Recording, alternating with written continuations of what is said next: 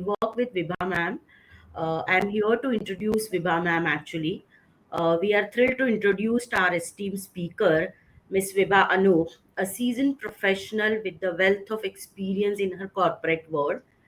After spending 12 years in the various roles with the top notch companies, Vibha decided to start her entrepreneur journey.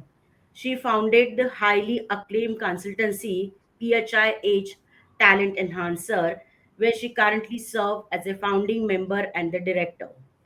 Throughout her illustrative career, Vibha has played pivotal roles in the leading HR functions for renowned MNCs such as Aditya Birla and Godrej and Wyeth. Her expertise and insight have been sought after by numerous CEOs, making her an invaluable advisor to several prominent companies. Now we are fortunate to have Vibha here to share her expertise with us on the exclusive webinar where she'll delve down into the sectors of creating a remarkable workplace culture. So I will hand over to Vibha now to take it ahead. So this is about the Vibha ma'am. So ma'am, please you can start the webinar. Thank you.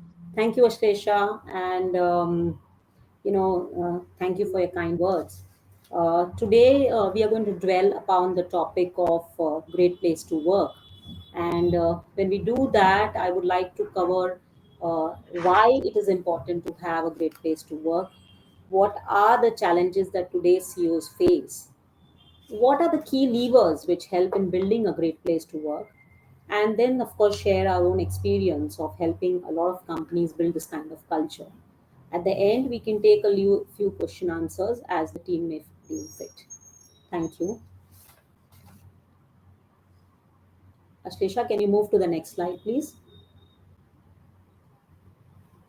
So, great place to work. We hear this a lot that, this has become a buzzword today. And a few years back, it was a nice to have a tag for a company, but today it's a must have. It has become a competitive edge and a key differentiator for many companies. And what we're going to dwell upon is that how do you really make, I see many companies having this as a vision to have a great place to work, but how do you really convert this into a reality? That's let's go through the further slides which will help us in explaining that. Now, if you look at the current challenges which a lot of CEOs face, especially in the mid and small size firms, the first thing they are expecting is to meet the board expectations. Today, the board is expecting not only financial numbers but also a lot on governance from the CEOs, and that has put a lot of pressure on the CEOs to really be able to meet the board's expectations. The second important challenge which I see the CEOs face is changing business models. In the VUCA world today, whatever happens on the geopolitics level has an impact on us. There is a war going on, petrol and fuel prices go up and down, inflation goes up and down, government policies keep changing based on environment, sustainability, and this actually builds a lot of pressure and on the teams to continuously change their business models to be able to sustain this. So that's a major challenge for the CEOs. Another big thing is to build an organization, build processes, build policies in such a way that you are resilient yet adaptable. So you need to build processes which are can are not people dependent, but at the same time bring in agility so that you can pivot based on the changes that happen in the VUCA world. One of the biggest things which also teams have is that the pressure on fixed costs. So if you grow a team during, let's say, today India is the story, next 3 years it's all about India. And if right now India grows, you try to, the business grows, you increase your fixed cost, but at the same time business is cyclical. So how do you manage the fixed cost is another big challenge which is there for companies. The fourth thing which is important is that how to transform the personally to meet the changing demand. We had earlier a lot of leadership styles which said this is relevant or that is relevant. But I believe, over while interacting with so many CEOs, that actually your leadership styles need to change based on the situation in which you are. The style which was required during COVID time is not the same style which is required during this growth journey. So each time you really need to change your style and manage as per the changing demand. The key important thing is to continuously improve your operational efficiency and effectiveness. So many CEOs look at how, with the price war which is going on, many CEOs are having this challenge of looking at how do you optimize resources? How do you ensure that your operational efficiency is continuously going on? Because the margins are shrinking, and at the same time costs are rising in terms of fixed cost, and therefore it's important to become more efficient. Of course, from a people perspective, retaining top performers, there's a war of talent going on, and whatever talent you have today, which is really in sync with your philosophy, CEOs have a major mind space, their mind space going, how do I retain my top talent? One more thing is, how do you anticipate potential disruptions? Ashlisha, can you just go to the anticipating potential disruptions? Today chat GPT has changed the way we kind of do research and the way we can do business. A lot of industries, whether it is consulting, travel, are going to change and have a major impact because of this disruption. So how do you anticipate what are the disruptions which are going to come in, so that your business is sustainable and relevant for the next 10 years, is a major challenge for the CEOs. Of course, attracting, retaining, and inspiring talent. There today, with social media being so active, you know, we all know the kind of struggle HR teams are facing in terms of retaining talent. And that's something, attracting talent. I hear a lot of people saying, oh, I have 3 to 4, 5, 6 offers in my hand. And that's something which is very, very difficult for HR teams. That's a major challenge today, of how do you attract talent, and once you attract talent, how do you retain talent? Attrition, I was seeing a survey done by PwC, and they were talking about that today attrition levels are nothing less than 20% in many industries, which was unheard of earlier in manufacturing industries. So that's a major challenge for the CEOs. And then, of course, we have this whole pressure today and the mindset of being a nuclear family, societal pressures, which bring, this concept of employee well-being. Because today we have to support our employees and minimize their burnout, and employee well-being is becoming a big agenda for the CEOs. And last and the most important is to upskilling oneself. With technology coming in, it is important that they upskill themselves and their teams. If you realize these challenges, there are many challenges, but if you see the blue ones and you observe them, they're all related to your people. Today leaders, and that's good news for a lot of HR professionals, that today's business leaders, CEOs, really see HR as a very relevant function and a strategic function in the company. Today the talent war has brought HR professionals this opportunity that they can actually contribute very actively to the business, whether it be retaining top performers, attracting, retaining, inspiring talent, upskilling. And this brings me to the subject of why, great place to work is important, why it is important to build this culture. Yeah, when we look at culture, I was just thinking that how do you what is a good culture, and one of the biggest thing in that is to build trust among our employees. And there are many studies which are available which talk about engagement, which talk about productivity and the correlation between engagement and productivity. But in my opinion, the key aspect of building a great culture is to build trust among teams. And that comes to a series of things which we will see later in the presentation. Of course, the second big aspect is to build a high performance culture. And the combination of these two, whether it is high trust or high performance culture, really helps in giving higher business returns. This is something which is really known to many people. And what we are going to do is that we how do you build the trust, how do you build the performance culture is something that we will understand further. Now, what exactly is a great place to work, and I try to put something together, and here I would like to apologize because it's only used he, whereas I think it should be he or she. So as an employee, he or she should be valued. It is important that they feel that their contribution to the company is very important. That is, maybe it sounds a little esoteric, but it is something which is relevant today. He also must think that he or she is supported. And the third aspect is that he's empowered to do their best work. They're empowered to do their best work. They don't feel they can take decisions swiftly. Today's younger generation believes that if they have the freedom to do their work, they can excel and help the organization tremendously. Of course, a place where communication is open and honest, transparency is key to building a great place to work. And the last thing, but the most important, is that where everyone is working towards one common goal. There is no infighting between departments. They all working for one common vision. I see many times, it may sound cliche, but I see many times departments, fighting, whether it's sales and SCM, or whether it is production and marketing, having fights within each other. And I say, hey guys, the battle is outside, not within you. We all are working towards a shared vision. So just to summarize this, what is a great place to work? It's where employees feel that they are valued, they are supported, they are empowered, there is transparency, and all are working towards a shared vision.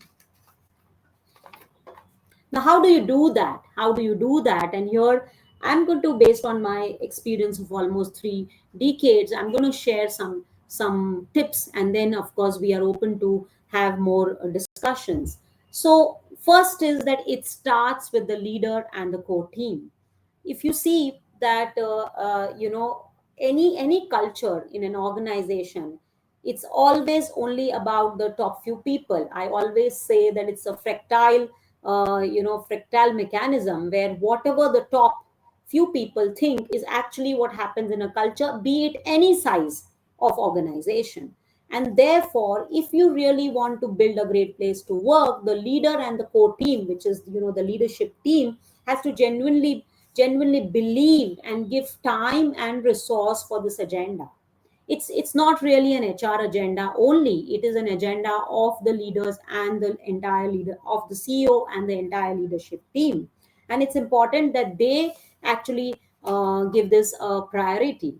And I see many, I'm very happy to share that many of the leaders with whom we are doing consulting actually have made that into their vision. It's a part of their vision statement to really be able to achieve a build a great place to work within the company.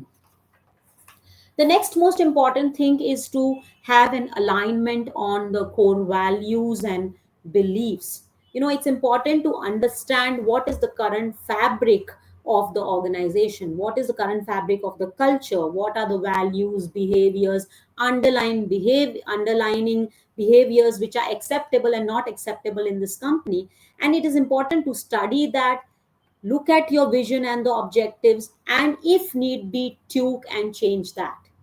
I see many a times values are written down, articulated, there's a lot of excitement built, but actually when it comes to changing and taking tough decisions, it doesn't happen. When I say that you need to align on the core values and beliefs, it is also important to sometimes take tough decisions. For example, if you have speed as a value and you have in the company a lot of hierarchy and layers, it's not going to work. So you really need to build an agile org structure which will go hand in hand with your core value. Another example could be innovation. Many a times I see companies having innovation as a value, but they don't really have a lot of budget. They are not willing to adopt new technologies. That's not going to work. So it's important that you identify what are the values you really want to inculcate in the organization. What are the current values? What are the gaps, and how we can bring the change in that? So that's also important, and in fact the starting point of building a great place to work.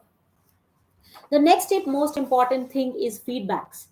So when you start off this journey, it's important to understand where you stand today and what your people have to say.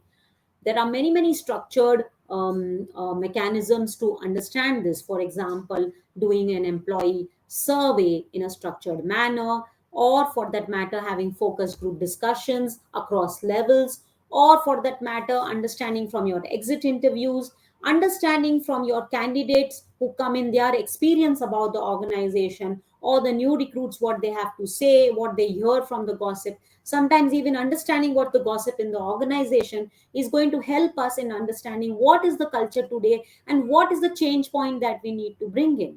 And once we understand these aspects in an organization, then we move to something which is the next, which is on interventions. So based on this survey and in a structured way, when you collate this survey, you design the various interventions which are required for taking care of bringing the change. And these interventions could be in terms of bringing a performance culture.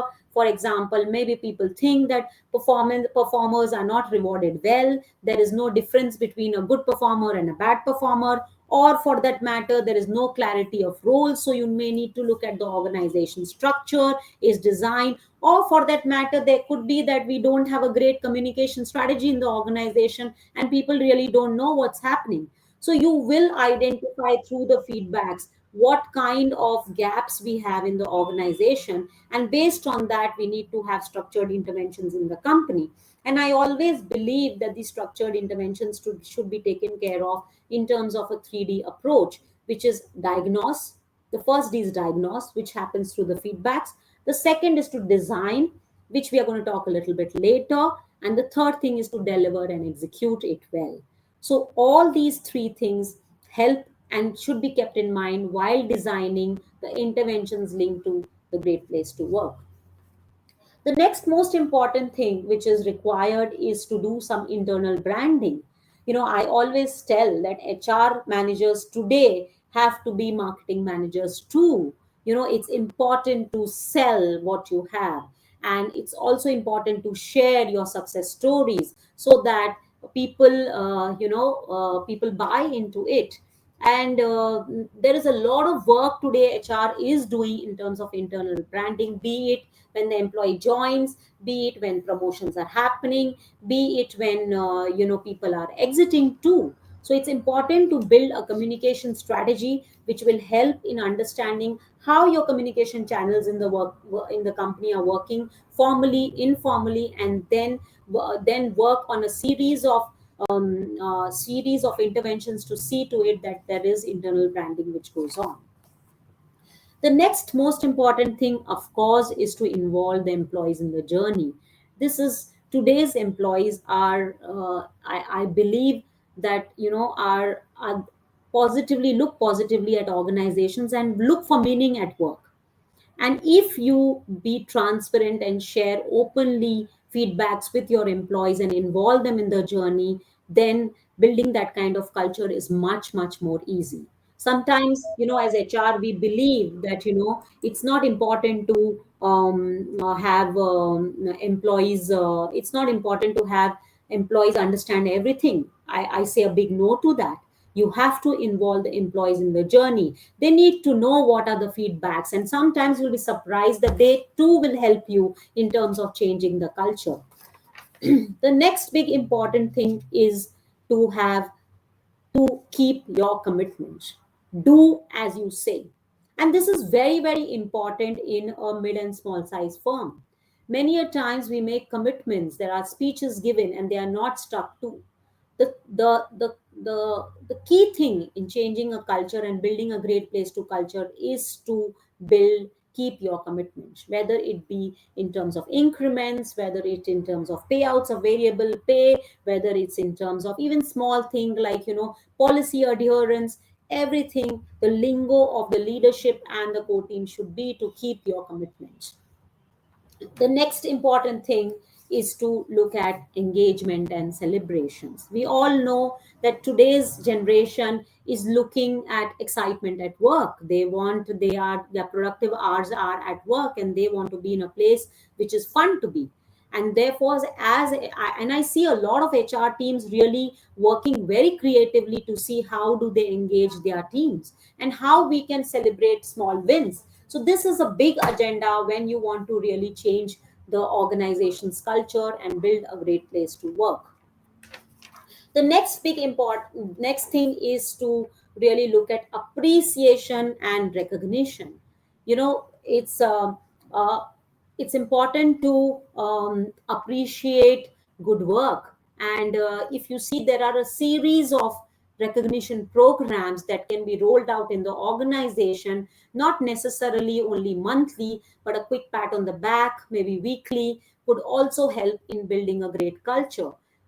Many organizations are also touching the families of employees to really bring this, so that, because families play a big role in terms of motivating the employees. So ensuring that the families also know the kind of recognition which is given to the employees can also help in building this culture. And this is an important agenda, is development. Every individual today, with the pressure in terms of technology, is looking at upskilling oneself. And I genuinely believe that it is important to be relevant today. You really need to upskill yourself. And this agenda of self development and upskilling is a big agenda which HR teams need to take up in order to build this culture. And what is important today is that you can have individual development plans for high pods. You can have structured learning sessions for people. It's no more about only classroom training. It is about maybe shadowing, involving in projects, sitting in critical meetings. All this can lead to development of employees, and this agenda is a big piece of the puzzle of really building a great place to work. The next important thing is to redesign the HR touch points. The in an employee life cycle, it's important to critically see where are we touching the employees, what all aspects actually employees are appreciating and are disappointed in the organization, and it's important to redesign them. I'll give you a very small example. When a candidate comes in, and the way he's taken in the interview process, is really something which tells how the organization is treats its employees, for that matter. So how it's important to critically see all the HR touch points in the organization and then redesign them with the thought process, as if how you would, as an individual, as an HR, would think about your own experience when you go to an organization. That's the best way to look at this aspect. I always tell HR leaders that think of you, go into your company yourself as a new recruit and see how you're treated. That's the best way to learn what is my today's HR efficiency, and how can I redesign the same. The next big agenda and a very key component of a great place to work is to have a diverse and inclusive work culture. Diversity brings different perspectives on the table. It also, there's study which says that there is collaborative culture if you have diversity in an organization. So this is another big agenda which has to be taken up in an organization if you want to really build a great place to work. And there are a lot of ways in which diversity can be done. It begins, of course, with the sensitization of the managers to say that, hey guys, if you have more women at work, if you have more diverse cultured people at organization, it is going to help you. Unless we really sensitize our managers on this culture is difficult to bring in. And that's also a part of building a great place to work. The next thing, major important, is to have opportunities to grow. That means that every employee who comes in, whether it be in production or it be in finance or it be in IT, he can be a technical person, he can be in a managerial role, must know how they grow. And this communication must happen when they are onboarded in the organization, and also on a regular basis within the organization, because everybody wants to be a part of a winning team.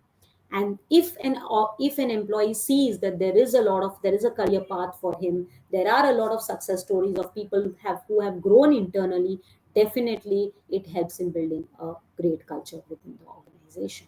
So it's important for HR teams to look at their grading policy hierarchies in the organization. How many lateral hires are you doing? How many people internally are growing in the organization? That's going to help in building the culture. The next big agenda is to have a safe and a productive work environment. So, we can have a lot of fun at work, we can give training, but if the employees don't think that they have a safe and a productive work environment, it really doesn't work. So, this aspect, whether it is in terms of infrastructure, whether it is in terms of safety of women, whether it is in terms of the kind of environment in which they are working, all these aspects need to be looked into in order to build a great culture. So, while we have talked about diversity, development, appreciation, engagement, having core values, starting with the leadership and core team, it's a continuous journey. Many a times I've had this conversation with a CEO where he said, okay, we achieved the Great Place to Work award for them. And they said, okay, what next, Vibha? So I said that it's a journey.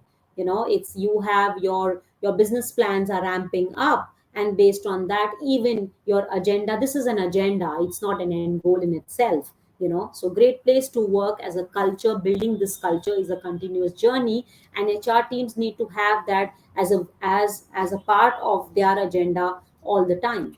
So that's what I wanted to share with the team. This presentation gives you a few. I've tried to share my experience in terms of how can you build a great place to work.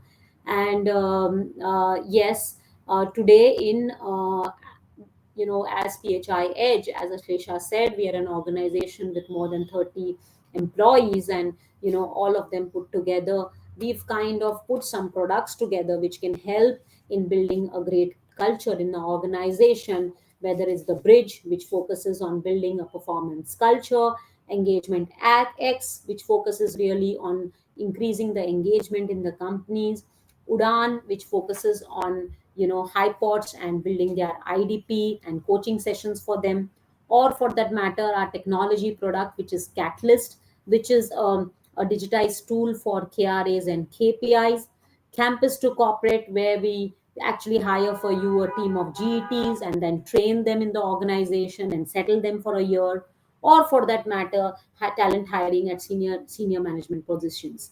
This bucket together actually has helped a lot of organizations, especially in the field of mid and small size, to actually bring a change in the company and build a great place to work.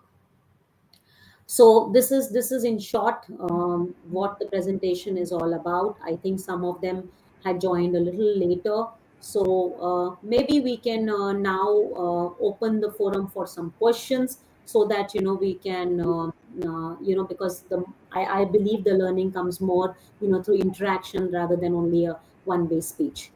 Yes, so over to the teams for some question and answers, please. You can please raise your questions. We have a Vibha with us. She may answer your questions.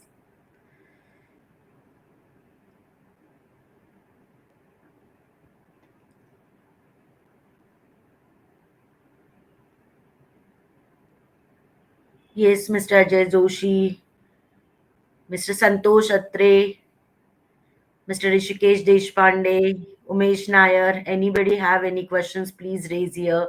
We have so many participants. One of them can have questions. Please raise here. Maybe for some of them, if they want, we can also dwell on a particular subject a little more, and I can share what practices specifically we are doing in terms of great place to work. Yeah.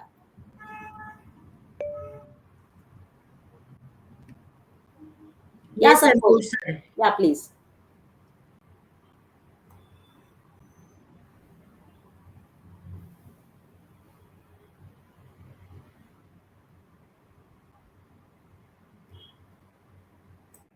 You're not audible, sir.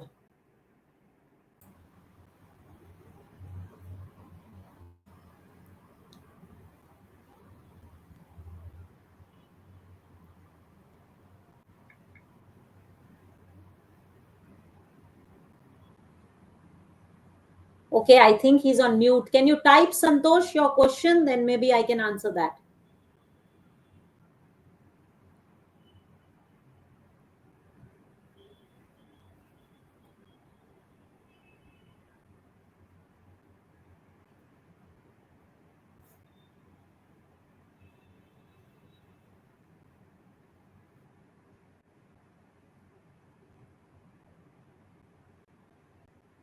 I think he's typing. Meanwhile, anybody else?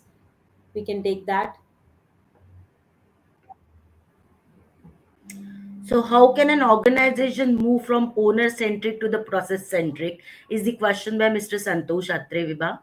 Oh, very good question. In fact, Santosh, we've I've personally worked with a lot of organizations to actually promoters, basically, to help them from moving from a over driven organization to really being process driven. The first most important thing in this is to have actually the owner believe that yes, he wants a process driven organization. So many times what happens is that it's I have seen that they bring in a lot of professionals in the organization. They hire them at senior levels, and then somehow after some time they actually don't give them the space and the freedom to do. So what's important is to begin with is to really look at in your organization, place at critical positions professionals in the organization. That's a step one. So you build, you actually bring in professionals who will look at the process. The second most important thing is to build, drive, get in technology in the company, because the technology will help in building a process driven organization.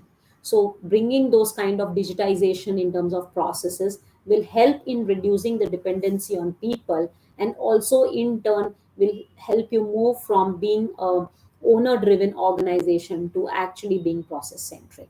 So having good professionals, key professionals be at key positions. Second is to bring in digitization in the company.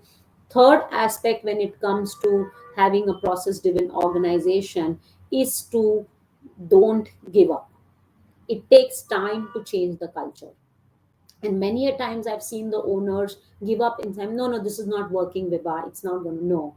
You have to give this time. It takes time to mature processes. And therefore, believing in that, continuously working with rigor is important when it comes to building a process driven organization. Yes, Mr. Ajay Joshi you have been partner in getting GPTW in a large organization. Can you share a few highlights of the journey? Yes, Ajay, I have, helped organization. In fact, all three directors, us, we have helped large organizations bring in this great place to work. And key, while of course some of the tips which I've shared in here, of what help, how we help in the journey. What I wanted to say is that it takes 2 years really to for an organization, depending upon where of course it is today, to actually building a great place to culture, great place to work culture. One of the organizations where we worked in, we had to do extensive work in terms of building a performance culture. So whether it was looking at their compensation and variable pay plans, to looking at their KRAs and KPIs of their people, to looking at organization structure, design, and job descriptions, we had to do everything to overhauling we had to do to really change the culture and get the certification for Great Place to Work. Of course, a key aspect of that is involvement of employees, which I shared earlier also. It was important to involve the stakeholders in the journey, and that I think helped us immensely in getting the GPTW's certification for these organizations. I hope, Santosh, I have answered your question. Uh, Ajay Joshi. Yes, Umesh Nair has what would be the basic 4 to 5 pillars for any organization to become a GPTW. Okay, so the key pillars, Umesh, in terms of bringing a great place to work culture, I say is one is to have, first of all, keep your commitment. You keep your commitments with your people. The second aspect is in terms of redesigning the HR touch points and ensuring that in the employee life cycle, the employee feels valued and supported. The third aspect is in terms of having a diverse and inclusive work culture in the organization, building a safe and productive work culture in the organization. And the last but not least is to really identify your core values and beliefs and make that the DNA of the company. So when I say that it has to be the DNA of the company, it means that you have to build awareness in the organization, share success stories, maybe also reprimand someone who's not aligned to the core values and beliefs of the organization. Yes, Umesh, have I answered your question? Yes. Yes, yes. Okay. Manoj has what role does effective leadership play in shaping a great place to work? How can leaders inspire and motivate their teams to perform their best while prioritizing employee well-being? Very good question, Manoj. That what role effective leadership play? Of course, leadership have to be the role models. You can't talk about a great place to work and yourself not walk the talk. So the most important thing is for leaders to become role models in the organization if they want to build a great place to work. The second key thing is to allocate resources. Great place to work is an agenda which will take a lot of time of the employees and the leadership team, and they should be able to give that. So as a leader, you have to give resources and time for this journey. That's the second thing which is expected out of the leadership.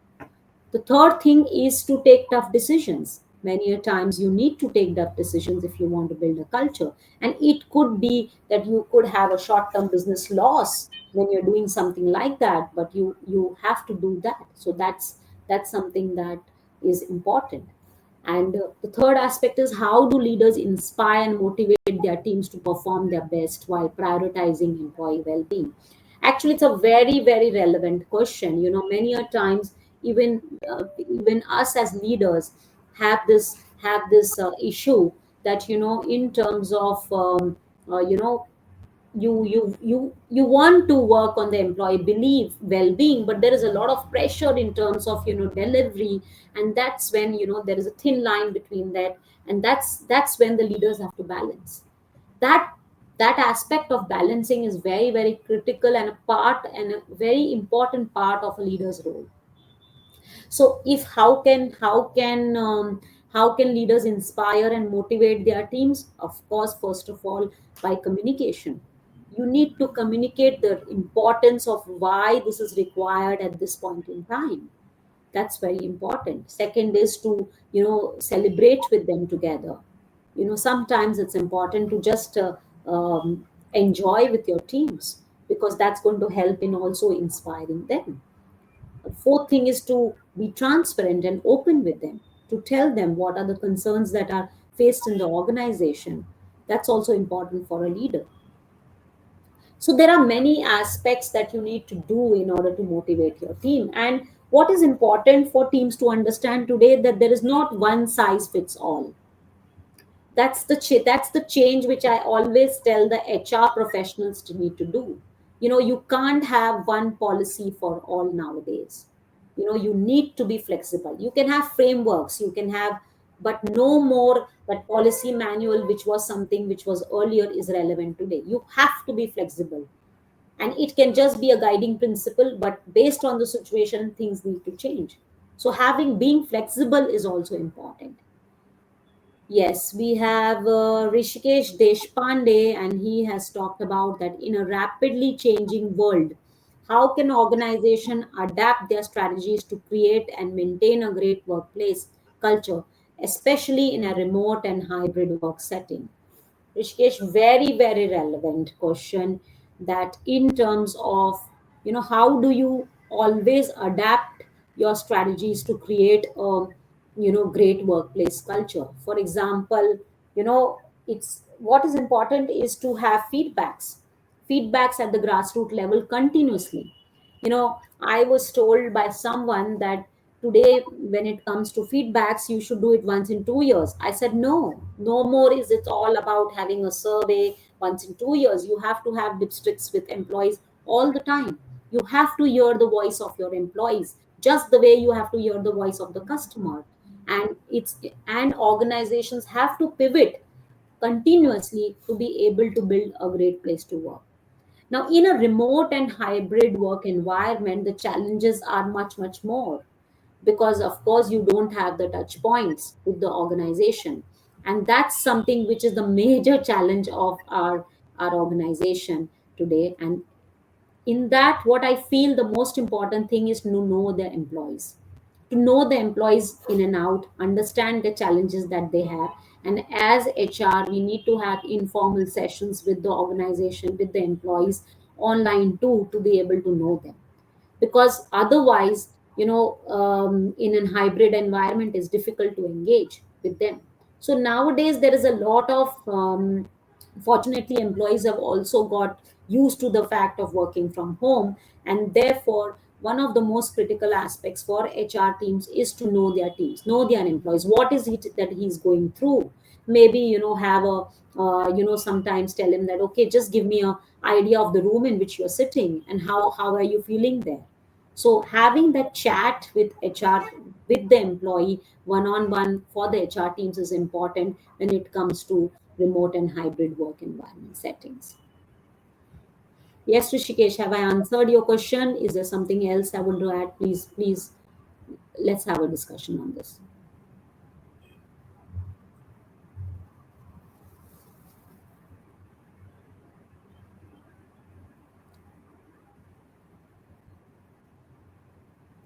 Okay, if there Yeah, are no, I yes, think there are no more questions, looks Vibha. yeah, okay. I thank all of the participants who have joined, and especially thank you for giving the insights on the great place to work. And we are really looking forward to implement in our organization. So we will be sending the email to every participant about our services and the recording of this webinar. Please let us know if you need to know more about our services. Thank you so much. Thank you Thank you, so Vibha. much and have a great weekend ahead. Enjoy yourselves. Thank you. Yeah. Thank you so Thank much. you. Yeah. Thank you. Bye.